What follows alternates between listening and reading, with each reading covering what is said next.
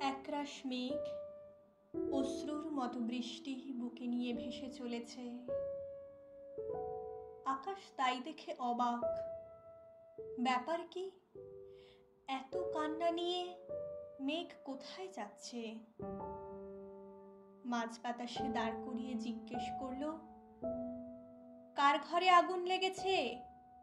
শ্রাবণ তো শেষের দিকে, এখন আবার বৃষ্টির তলব কে দিচ্ছে? মেঘগুলো একটু চুপ করে রইল। তারপর এক সর্দার গোছের মেঘ বলল, গেছো ভুলে?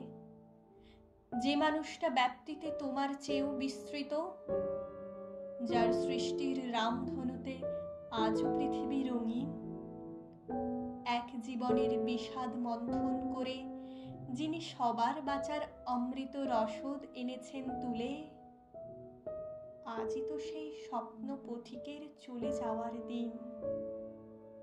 ভুলে গেছো? তুমি তো আকাশ। এমনই এক শ্রাবণ সন্ধ্যায় পূর্ণিমা চাঁদ কত ম্লান হয়ে কেঁদেছিল, মনে নেই তা কি? বাতাসও সেদিন এক নিদারুণ হাহাকারে শুনেছিল কোটি হা হুতাশ। কতটা আঁধার হয়ে শোক নেমেছিল। সেই কালো রাত তুমি ভুলে গেলে নাকি? আকাশ স্তব্ধ হলো।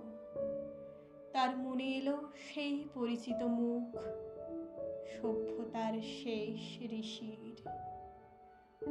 পথ ছেড়ে সে মেঘেদের বলল, যাও, পৃথিবীকে দেখাও কতটা বিষণ্ণ আজও আমাদের মন।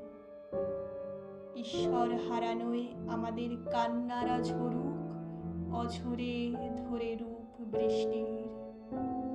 ভেজা মাঠ ঘাট বাট শহর গঞ্জ গ্রাম সবার আসুক মনে আজ সেই বিষাদিয়া 22শে শ্রাবণ।